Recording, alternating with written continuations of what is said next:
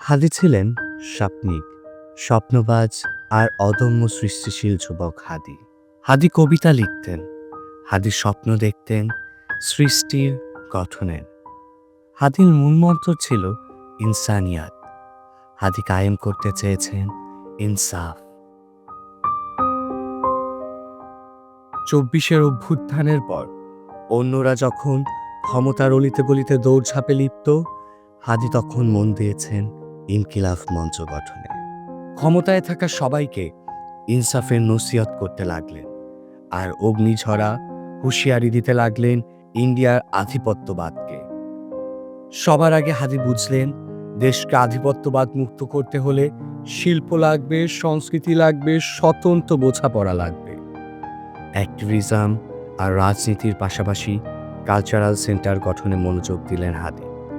বাংলা মোটরে তৈরি করলেন থরে থরে বইয়ে সাজানো লাইব্রেরি। আলোচনা, বিতর্ক, গবেষণা ও সাংস্কৃতিক অনুষ্ঠানের আয়োজনে ভরে তুললেন সে প্রাঙ্গণ।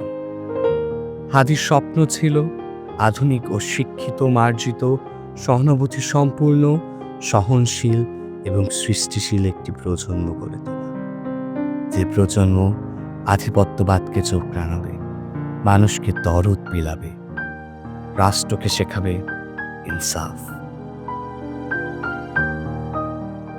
হাদি ধ্বংসকারী লুটেরাদের বিরুদ্ধে সংগ্রাম করেছেন, সৃষ্টিশীলতার জয়ধ্বনি করেছেন।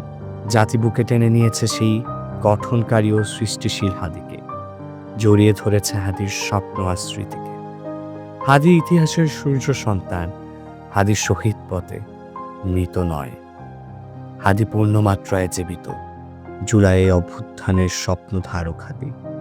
স্বপ্নিকেরা মরে না, মরেই ওরা বাঁচে, আর শক্তিশালী হয়ে বাঁচে, 100 বছর বাঁচে।